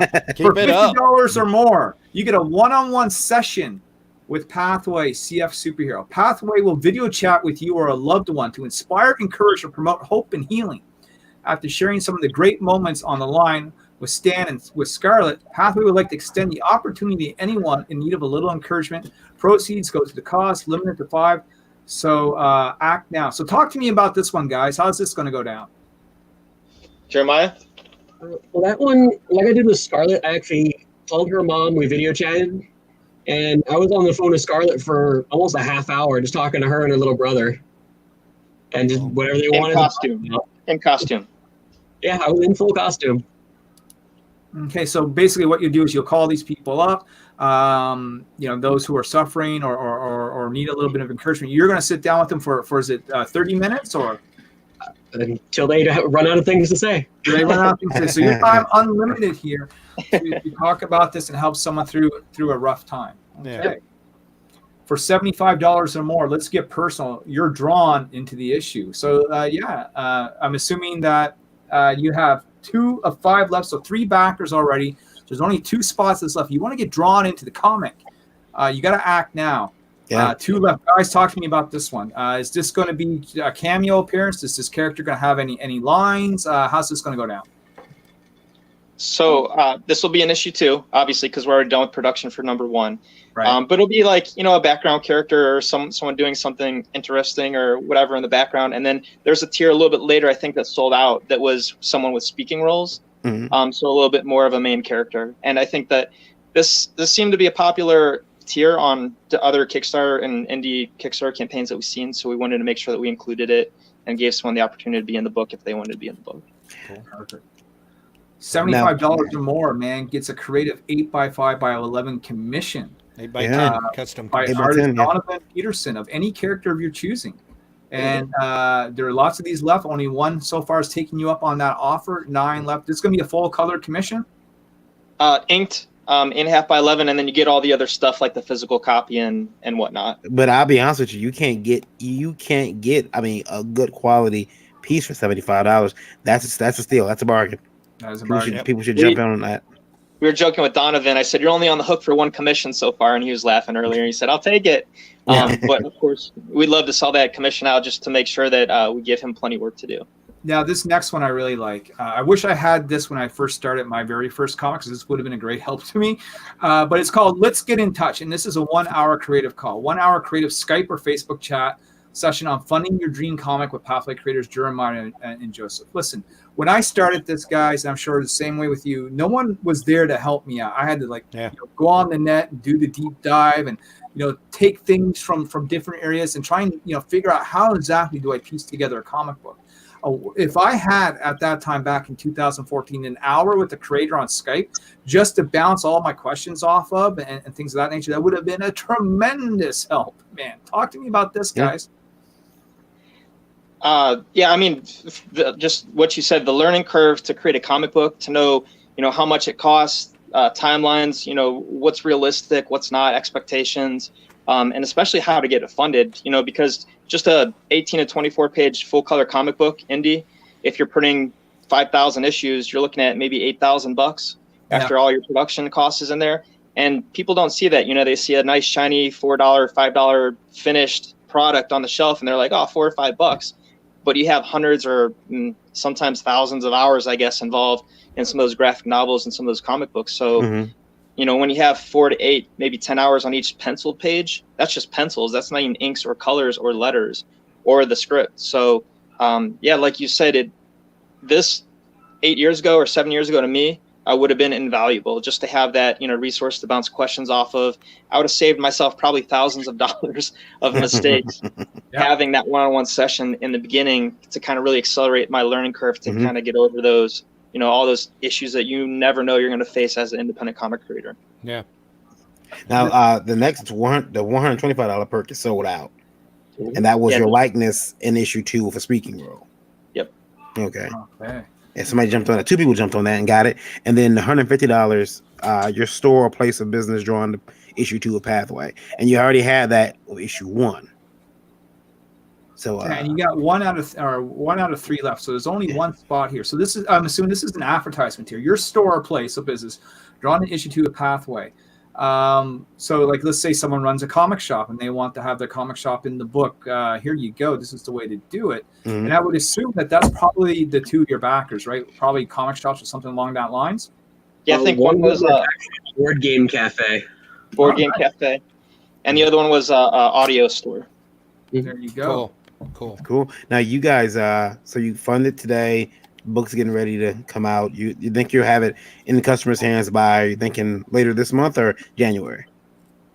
As soon as we get them to the printer, I think it's like 5 to 7 business days. Okay. And then they'll be shipping as soon as we have them. So that's an incredibly fast printer for a comic, by the way. Yeah, you need to send me who that is. Now, the printer's only like an hour and a half away from me, so I can just go pick them up. There you go. Yeah. Now I got a book here, not from you guys, but from somebody here that's unsigned. I noticed that today it was unsigned. I'm putting this person on the spot real quick. That's right. He's already looking. He's already nervous. Oh man. I signed. I didn't sign it for you. No, you did not sign it. Oh What no. gives, man? Yeah, what gives? It's not Well, signed. that last day was a little bit of a shit show. So Hold that cover up. Yeah. Hold that cover. I want to see the full view there. Show that again, there, sir. Nomads.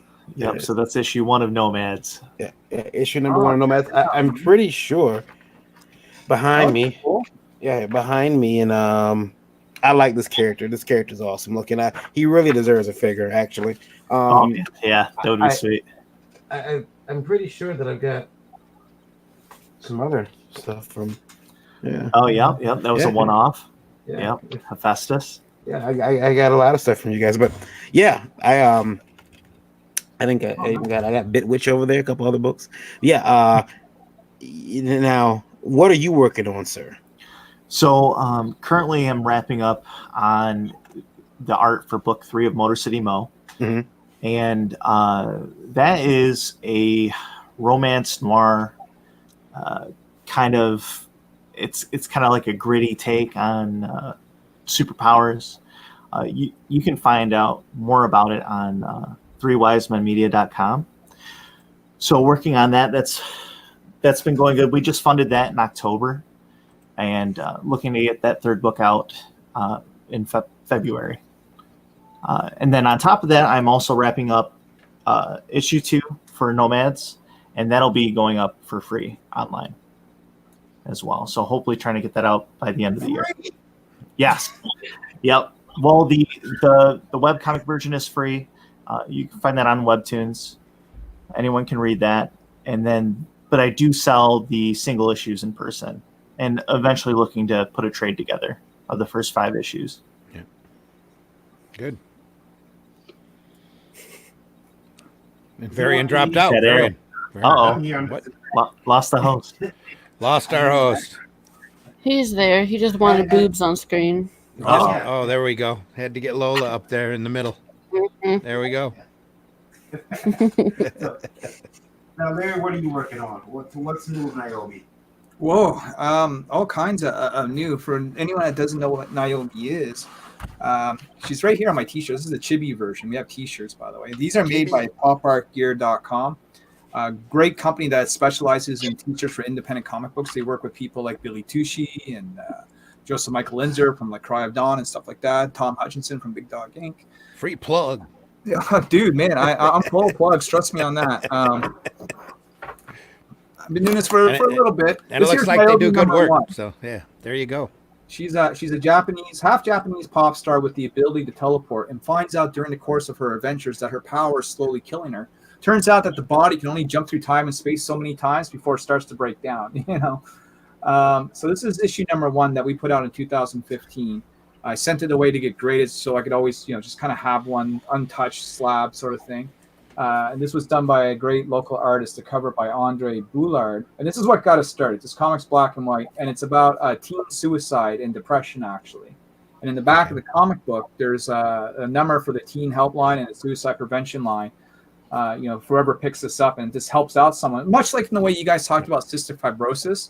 I did my first issue on at the time was a relatively sensitive subject here locally, and I just wanted to bring something in the light, and if it could help someone, or if they just enjoyed the read, very cool. And so that got us started on our journey. We did 4 other issues since, but now we're kind of getting into changing things up. We were black and white. We've now decided to go full color. We've got a brand new creative team. It's almost like a soft reboot for Niobe. And so we got a Kickstarter coming up on January the 16th. That's the target date. And we got some great stuff to show. And I'll do a little screen share here, and I'll just bring up a couple of things if I can. Let's show you the beautiful cover, first of all, by Mr. Paul Green. And you'll know Paul Green. He's done stuff for Lady Death. He's done stuff for Zenoscope, a lot of like convention exclusive Zenoscope covers and things of that nature. You'll find that he's got a very sort of J. Scott Campbell sort of style, which hopefully Lola will appreciate. And the colors are done by the legendary Ula Moss. So you guys have seen her work all over the place. You may know her, you may not, but I guarantee it, you've seen it. You know what I mean? And so for them to help me out with this cover, absolutely fantastic. This is probably going to be a 1 out of 25 variant down the road. Now, some of you guys might know who Steph Wilson is. Steph Wilson is all over the independent comic book community on Facebook. Great guy. Many people think Steph Wilson's a woman. He is not. But I find that Steph Wilson's style is, very cutesy but sexy at the same time. Kind of almost like, someone brought up Zombie Tramp, that's the kind of feel I get when I look at the artwork of this. It kind of gives me that Zombie Tramp feeling. I love Zombie Tramp. Yep. So that's fantastic. This cover here is not fully done yet, but it's in the works by Mr. R.B. White. I talked about him a little earlier. So we're just waiting for him to get that colored and rendered, and that will be there. And this here is cover A by an awesome artist by the name of Samir Samal from Brazil, who I discovered through Kevin Perron. He does a book called Galaxical. And again, this is all through Facebook and various Facebook groups. Sure. But I decided, here's the thing, when, a lot of people debate about variants, right? And this isn't to start a whole new show or anything, but people, often get upset when they buy a book and they see a cover and they open up the book and what they see on the outside is not quite what they see on the inside. You know what I mean? Mm-hmm. So I decided that the guy who's putting all the time and effort in to draw the book deserves to have a cover, and it's going to be the main cover. So what you see on the cover is what you're going to see on the inside. And if you like, the other different covers, like the Paul Green cover or the RB White cover, sort of the eye candy covers, well, those are variants, and those will be available to you as well. You guys want to see a couple pages, man? Yeah. Pull them Sure. up. What this looks like on the inside. All right, let's have a look here. Let me just bring up another window. And like I said, this is the first time that we've gone in full color, So do I have to screenshot it again? Brian, are you drawing right now? Yeah, I was. Yeah. Aha. So Caught me. I'm lazy. I draw like at 4:00 in the morning. Trying to get 2 books done at the same time. You got to do what you got to do. Everything I do is late night, right? Like I work graveyards. I work at a hotel too, so a lot of times there's downtime. So I'm at work, like writing my comic and doing things of that nature. Yeah, everything I do is late night. So like when you guys told me, yeah, we have a morning show and a night show, I'm like, yeah, I know. Oh, come on, night, please. But I almost got this open here. Let's see. I have 2 photo programs, and it will share on one and won't share on the other, so I have to switch. Stop it. Put that down, please. Put down the advent calendar. All right, so here's some pages. This here is number 8 from Thank the you. book. You're just trying to trigger me now. I am. Sorry, I'm trying to trigger Randy is all. No. That's another tale for another time. Does it have the windows with the chocolates inside? There we go. No, this actually is a advent calendar that contains that there's what they call a blown opportunity by Marvel. That's what it's called. It's got storybooks in it rather than comics. Okay. They're like little golden books inside instead of a comic book that that Marvel's only produced for all of their corporate life. So anyway, it triggered Randy earlier. Yeah, I'm getting triggered now. Thank you very much. Well, there's lots of triggered people. Get off of that soapbox and let. So this is the art from Niobe here. Yeah, that's awesome.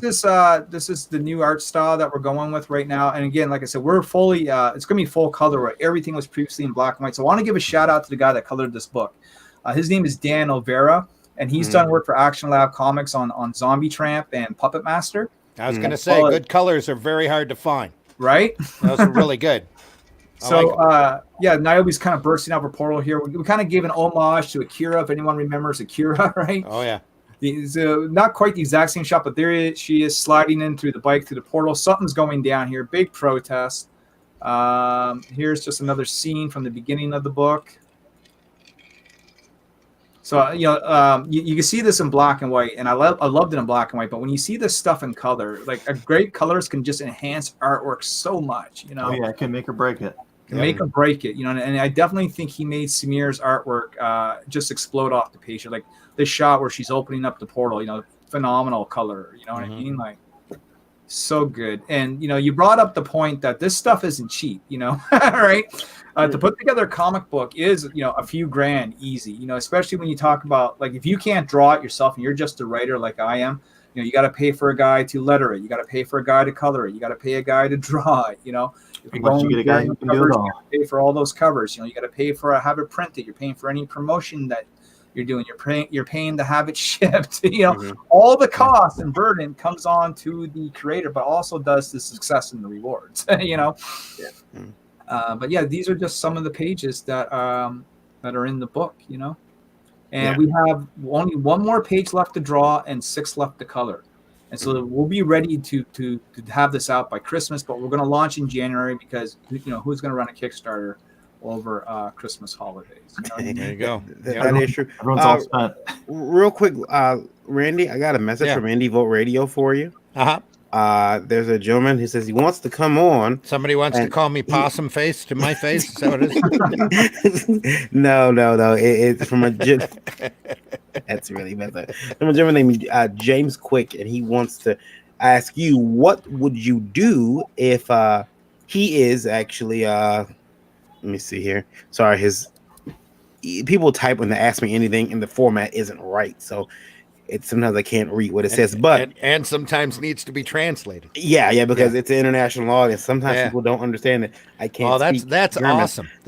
I love that page that you just popped up there. That Oh, was you sweet. should see this in color. I bet. That looks incredible.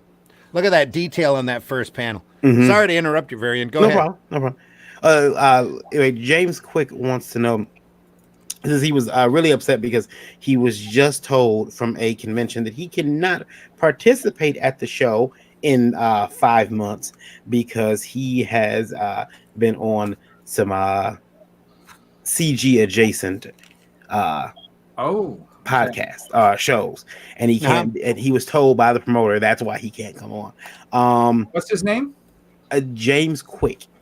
James Quick. Okay. Yeah, I'm not sure. I'm not sure he's on my Facebook at all. James Quick, I'm very sorry to hear that. Just chalk those conventioneers off as incredibly close-minded, and find a convention that treats everybody with respect. That's the best thing I can tell you, because these guys run the show, and as showrunners, they can say who and who cannot get in. That's absolutely true. Listen, last year I was banned from a convention because I had an altercation with a cosplayer. At a Now we know. Right? Well, okay. Well, he didn't like something Sorry. to say in defense of a certain person, right? Okay. So what ended up happening was there was sort of a social media dogpile on me to pressure the con from not having me. Now, me and the con have since worked things out, but the word CG was thrown around. So I just want to clarify for everyone watching, I never have been CG.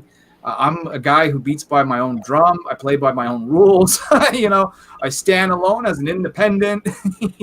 Well, we respect all comics. In me general, too. especially good comics. Yeah. Right. But when CG gets mentioned, there's We're always very sort of this open-minded as far negative as that goes. undertone that comes with it. But I'll tell you something. I met some cool people on all sides of the spectrum, man. Yeah. So. Yeah. I mean, I think that's we had Randy was we talked about it last week. We have the Indie Vote Revolt, which There is we just go. like Yeah, us Indie just- Volt Revolt. It's like it's all indie comics. We like Start what the people revolt. are doing. Yeah. So it's not about being CG or anti-CG. Yeah. It's just about liking good comics. Exactly. It's all about liking good comics, good quality comics, whether it's independent or even, if it has to be mainstream. Good comics. Those are few and far between anymore. That Good page you comics mentioned that you would like to see in color. I have that queued up. Oh, do you? Yeah. Okay. All right. Let me see here. Run that. That's got to be awesome. Oh, look yeah. at that. Nice. Now, Samir did a lot of dark in here, but I think Dan did a pretty good job. Of bringing this to life. She's a brand new character. This is gonna be her first appearance. I'm not gonna say too much about her. Sorry, Joseph. Got him. I was getting a close up look, and you He guys was got trying to mine get up. really close at that artwork. He was grooving. That's all right. But, That's what comics are all about. Yeah. I can't wait for this to come out, man. I'm so excited, so super pumped, and I'm excited for Pathway, man. I'm glad you guys got your goal. Yeah, this is what I like. I like shows like this, where you can come on, you can talk comics, you can talk with other creators, you can talk about the process and what goes into it and what comes out of it. You know what I mean? Yep. Every time I have a conversation like this one, I learn something. Like going through your Kickstarter, I've just I've seen some very nice graphics and stuff like that. I'm like, that's like how they did that. There's always something to learn. There's always something to learn. That's very true. If I don't give props to our graphic designer, I'm gonna hate myself tomorrow. So Dave Lentz, he helped out with all the graphics that you see on our Kickstarter page. So thank you, Dave. Dave Lentz, he did a good job. Dave's very talented. That's awesome. Is that a copy of Niobe there in your hand? I'm just trying to. I got so many windows open. What this is? Suddenly he's got a foil cover. Check it out. This isn't actually a cover. This is a metal print. Okay. I just have it in a comic book bag and board just to keep it from getting wrecked or scratched or anything. But we're gonna have metal prints. You guys like art? You guys like good original art? This here was done for me by Colette Turner. Nice. Done work on Zombie Tramp and yeah. You hear me say that a lot. Action Lab stuff and Lady Dust stuff. But these are the people that I like. Good work. But she did that for me at the East Coast Comic Expo, which is a local convention here because she was local. Yep. She also did this doll face cosplay Niobe cover for me. That's cool. I like that. Yeah, it's very nice, right? It's good work. Yeah, no, I mean, like some of these people I get to meet, man. This here was done by Jamie Tyndall at Calgary Fan Expo. Okay.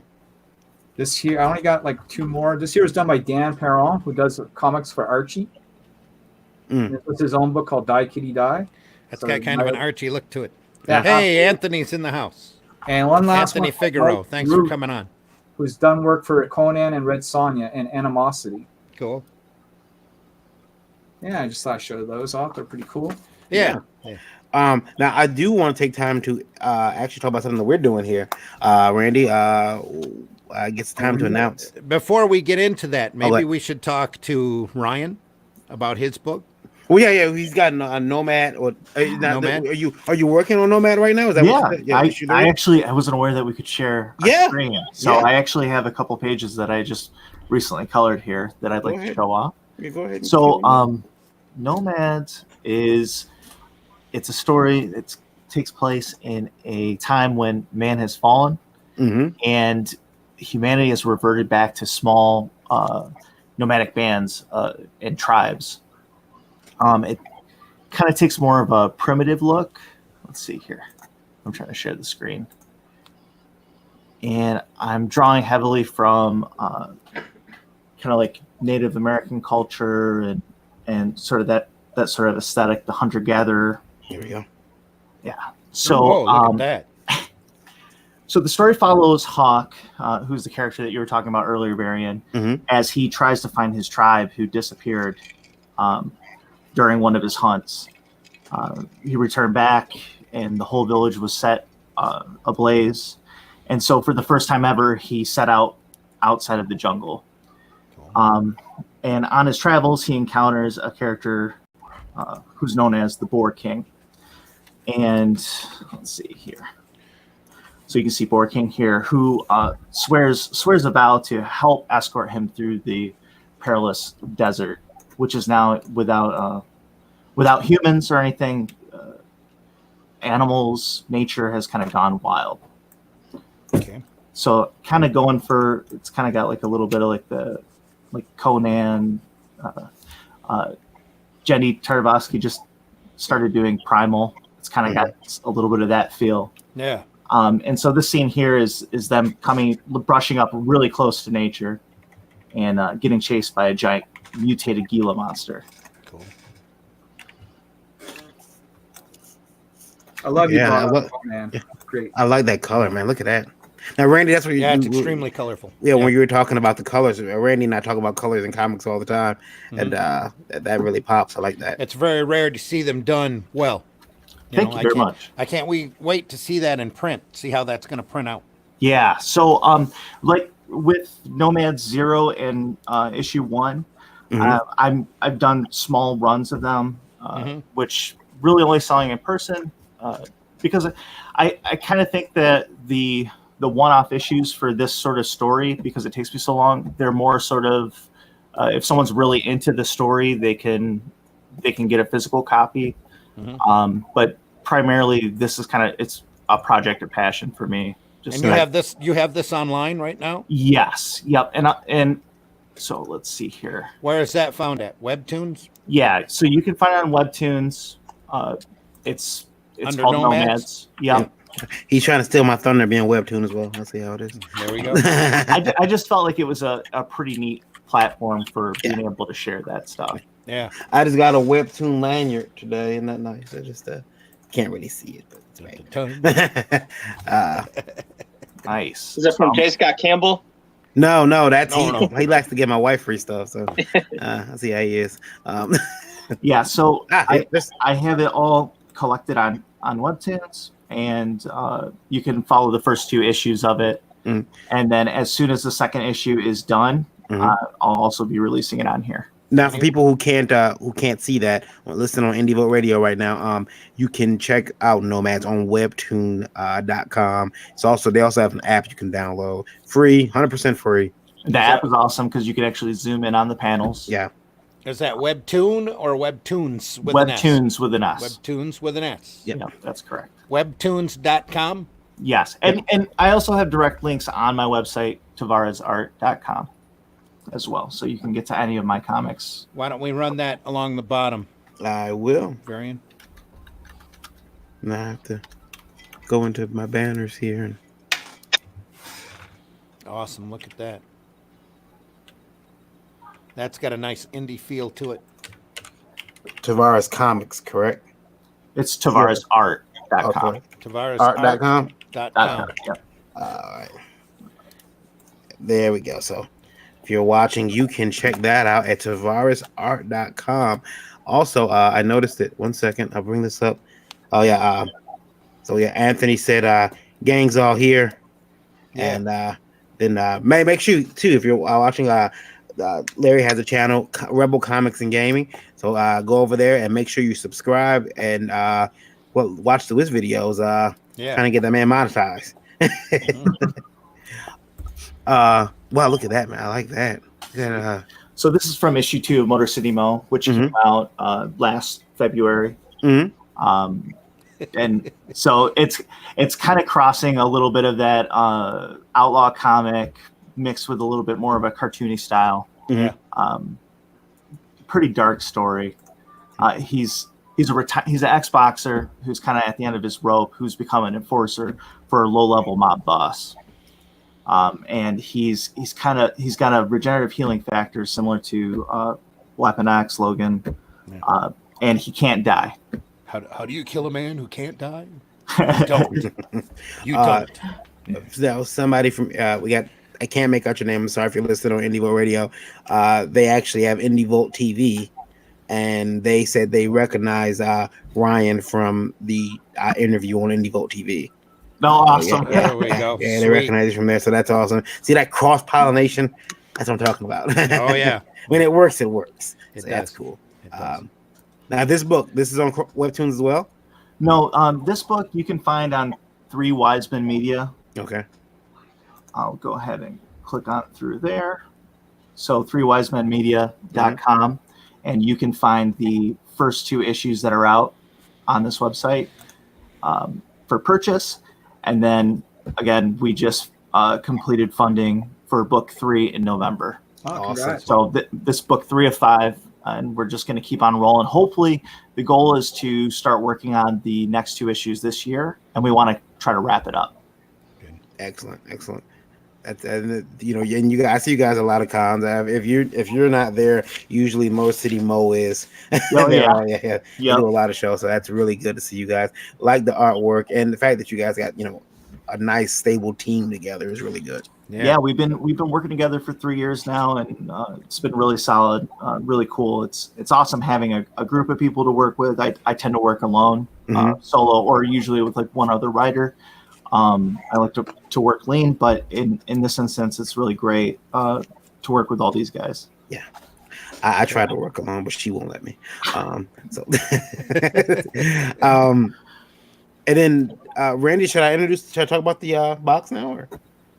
We are rounding up. We got about 20 minutes left to go on our show. So we are launching a new.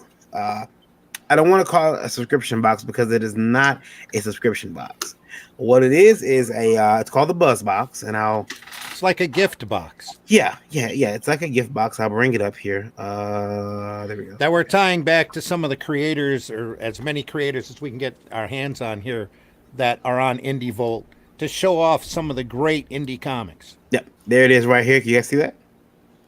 Oh wow. Yeah, it's the Indie Vault Buzz Box, and what that is a collection of just independent content and entertainment that we're curating and putting in that gorgeous box. And that box is gonna cost $30, but it's gonna go out to people in March of 2020.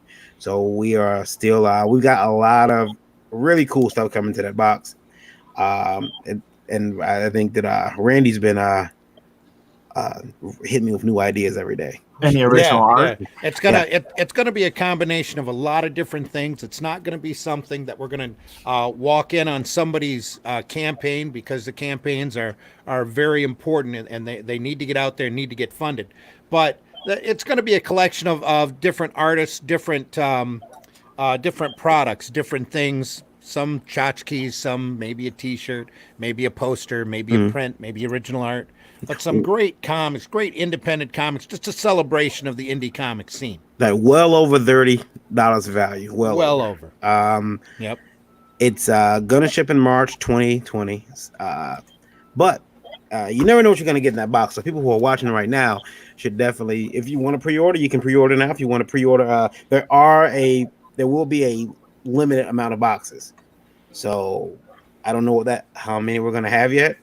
But there definitely will be a cutoff point, and once there's going to have to be, or we'll all go crazy. Yeah.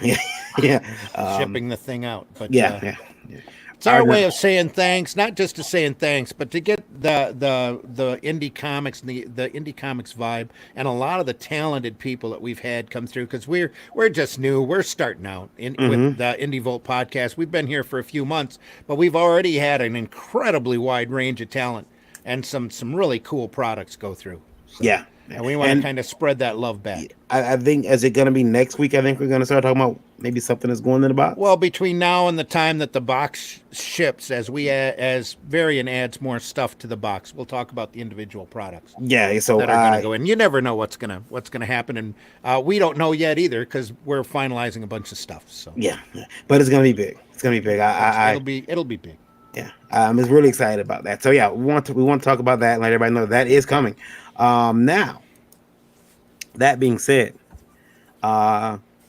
say people are listening right now on Indie Vault Radio. We're going to start with Mr. Zimmerman. Randy, is everyone finished with conventions for the year? Does anyone else have any conventions coming up? I took the year off. Yeah. You guys, who said they took the year off? I did. Yeah, Ryan. Cool. Yeah. Just to be creative, get your stuff up on Webtoons, that kind of thing. Yeah. Does anybody have any conventions? Jeremiah, Joseph, you guys got any shows left? Just for next year, I think we're starting to book those. Okay. Anything solid yet? Where are you going to be? Well, we have a special event. Our one sponsor, the Board Game Cafe. Mm-hmm. They're holding is that what it's called, Jeremiah? The Your Turn Board Game Cafe. Yeah, we're going to be doing a special event there with Pathway and some other costume characters, creating I think their own little mini con or something. Cool. And then we're in touch with some other conventions. Right now, we're kind of waiting on our Colton's Legacy to see if they're going to be helping us with making appearances at different shows, since it's a free book. Yeah. Depending on how we can work that out with the nonprofit cause, it would be handing out books for free at the con and just encouraging people to make donations to the Colton's Legacy. Cool. Yep. And we can check that up on Kickstarter under Pathway. Pathway CF Superhero. Yep. Pathway Superhero, is that the title of it? Pathway CF and Superhero. Pathway CF and Superhero. Yep. Ryan, where can we find you? You can find me most active on Instagram, Tavares Art, at Tavares Art. You can also find me on my website, same name. You can get to all the books that I've worked on, all the stuff that I'm going to be putting out. And then when I start doing more cons again, I'll put dates up there as well. TavaresArt.com. Do you have anything at all planned for next year yet? Any conventions? Yeah, any convention. Solid. I know you said you took the year off. I was just wondering if you're eager to get back into convention scene, or did you miss it? Or well, I've been wanting to kind of get some more some new stuff up instead of selling old rope, and just trying to get some new printed stuff together. I hear you there. Potentially doing a Kickstarter for Nomads in the spring. So really probably start going on tour probably closer to 2021. Okay. All right. No definite launch date for any of that? Yeah, just Motor City Mo is coming out in February. I have another project that I'm going to be working on that's probably going to be coming out around May that I can't really talk about. Absolutely. Well, let's stay in touch, and the farther along your projects go, we'll talk. I'll reach out when I'm a little bit closer. Yeah. And Rebel Comics, you're Larry, right? I am. Larry, where can we find you?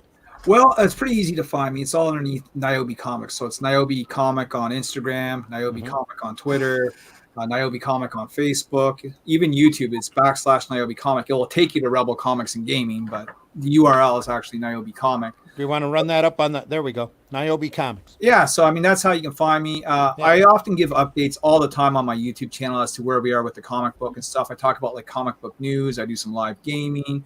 I'm a big fan of the Mandalorian, so I'm doing a lot of Baby Yoda talk lately. I'm all over that. And I like to bring on creators every now and then onto my show, even though I only have like 350 subs. Where's your show? Well, it's on Rebel Comics and Gaming, right? Rebel Comics. But now I use Restream. So now I've been streaming to Twitch, D-Live, Facebook, and YouTube all at the same time, right? Cool. To broaden the reach. So if any of you guys ever want to come on the show to promote, man, you guys hit me up. Add me up on Facebook, the panel here, and we'll roll it out, man. We'll make something happen. Sounds good. Sounds also, good. Also, it's funny because Larry has the distinction of being one of the few people that I know who's been blocked by Ethan. You want to bring that up? Well, we have to do it, Randy. We have to see if. No, we don't have to do it. No. Wait a minute. Are we going to see? Wait a minute. Yeah. We've got a direct line to Ethan. We're going to see if he's in. Is he? No. Oh, dang it! Never in. He has no time for us. Look, I have no idea why he blocked me. I think it's because I might associate with people on Twitter that necessarily don't see eye to eye with him, and I just maybe got lumped into like a blockchain or something like that. Like I don't know. I doubt that he change you, but here's there's a lot of people on Twitter that are pretty vocal. Comics is broken up into so many different weird little factions and wars and drama. It's hard to kind of keep up with it all. Yeah. And I talk to everybody that's cool to me. If you're cool to me, I'm cool to you. That's just how I roll, right? And I never had an issue with Ethan. In fact, way before it's on private right now, but I interviewed Ethan on my own channel. He like I said, hey, come on my show. And 2 minutes later, he's like, send me the link. And so like, boom, Meet the Man Skyra was on the show. Yeah. So I have no problems with Ethan, but I thought it weird that he just blocked me for no reason, Seems odd. But there a lot of times, one little twit taken out of context or misread or something like that. One little twit. Yeah, one little twit. Isn't that singular for Twitter? No. Tweet. Oh, one little tweet. I love it. I'm going to call him twits from now on. The only reason I have a Twitter account is I started it stupidly and then got away from it, and some guy from who knows where, Russia or Czechoslovakia, took it over, and pretty soon I was having all sorts of Arabian messages on my Twitter feed. So I said, I got to take it back. So. Let's see, Lola, you got any conventions planned for this? Nothing. No, she's not even talking. Come on, There we go. There we are. Not this year. Anything planned? What's up for last call? New Orleans in January. In January, I can't wait. I'm excited. Wonderful Flint in April. Flint, Michigan. Oh yes, one of my favorites. One of your favorites. Always. Oh fun. Yes, it is. Yep. And then maybe Saginaw in June. Oh, we'll definitely be in Saginaw too. I run a couple little one-day shows at the at the Flint and the Saginaw Farmers Market. It's always fun. Anyway, enough for her. It's my turn. You just jumped away while we were talking. She said it's October, January, New Orleans. We're fifth number convention list. Great Lakes Con in February. Down in Warren, Michigan. I'll be there. Yeah, probably. I might actually have some sort of a display while I'm there too, instead Uh-oh. of just a little sign on my table. I usually try to get into that show. I'll sit at his table. Yeah, well, She'll- I actually got into that She'll show. sit at but my table. I'm supposed to pay very soon, and You actually got in there? yeah, I got in there. It's and look, that new Razor phone is coming. I keep telling everybody, and we're not. Oh boy! But that phone is $1,500 next Suddenly, month. the disposable income is gone. Yeah, and the indisposable income. It's That happened when I started making comics, boys. yeah. There you go. Good point. Yeah. I'll be living with you, Randy, if you buy that phone. Yeah, did you hear that? Huh? She says I'll be living with you if I buy that phone. My wife would object. Yeah. Sorry. Yeah, it's Not just on the expenditure, but about you coming up and living with us. Yeah, it's I Just can't happen. I want to thank you guys for coming on the show. You guys are all welcome to come back at any point, especially even on the Breakfast Buzz, which I know is Ralph Griffin says Randy is coming to the Great Lakes Con. Yeah, I go wherever I'm invited. It's just not a whole lot of people know me to invite me anymore. So you guys I do Motor City in Monroe too. I just don't get invited. Yeah. Well, Randy, it works. we may have some exciting news about conventions this year too. Later on. Yeah. Also, but you Is guys that are is that our 3-day extravaganza? Yeah. Our fantastic convention that we're planning? No, Yeah. not really. No. That's the You first guys- time hearing of it. You guys are all no. I'm talking about as far as attending at conventions. Oh yeah. Maybe we gotta see if that deal comes through. But you guys are all welcome to come on the Breakfast Buzz as well, which is our Thursday morning show that starts at 9 p.m. Yeah, just let us know. Yeah. Let Varian know. He'll send you a link. Let Randy know, because sometimes That's if you're up that early on Thursday. That's the thing. I've been Thursday, meaning to 9 tell a.m. Randy the whole show, but I love that spinner rack that's behind you, dude. Oh, thanks, man. I gotta get my hands on one of those. That's man. a pride and joy. I had at one of the Flint shows that I did, I have a longtime comic guy who said, "Hey, I got 2 in my garage. Do you want one? It'll be this much if you want it." So I said, "Dude, I have to. I had to do it." I would love to have one at my table at like a con with just all my comics on it or something. And if you listen, it's got that squeak. Oh, you gotta love the squeak, bro. Oh man, it's got that. Yeah. Scott Rosema, when we were talking at a show, I told him I had one of those, and I said it squeaks, and he goes, "Oh, that's how my mom knew where I was in the drugstore." She'd be up there listening, she'd hear that squeak, and she'd know exactly where I was at. Yeah, that's a joy. Yeah, thanks. Well, I want to pay some. I'm not going to pay bills right now, but I'm going to. Well, maybe I'm going to try to get people to pay bills. Everyone, if you're watching this and you're listening to it, if you want us to read your question and make fun of you, we will do that. We will try not to make a whole lot of fun of you. Yeah. You can do so. Unless your statement's funny. Yeah. Like, unless you call them possum faces and talk about your furry C, or call us mooncalves. Or call us mooncalves. There we go. Yeah, there it is. Because we even call mooncalves. That's happened before. Yeah. You know what we say to that? How dare you? Anyway. So you can email us at indievote@indievote.com. Include IndieVote Live in the subject, and please keep those emails to 90 words or less. Self-censorship is always appreciated. Yeah. What'd you say, Larry? It says gotta be able to fit on the screen. Yeah. I've tried to fit on the screen, but that's the idea. It's just that Varian's fingers get tired at about the 80-word mark. And now you can take Indie Vote Radio with you, or Indie Vote with you wherever you go. Introducing Indie Vote Radio, the perfect companion to our official website, indievote.com. Indie Vote Radio plays the best in indie music, entertainment, news, and more 24 hours a day, 7 days a week. You can hear music from talent like Chemical, Park Squares and Alleys, and Dims One. Download the Indie Vote Radio app on Android, Google Play Store, or listen in with the streaming app on iOS. You can also check out Indie Vote Radio by visiting our official website, indievote.com, and utilizing the built-in player right there on the front page. And Randy, I don't know if you know this. I don't know if you know this, but I want you to watch this. Hold on, let's see if it works. Alexa, nothing up my sleeve. Play Indie Vote Radio. You are now listening to Indie Volt Radio.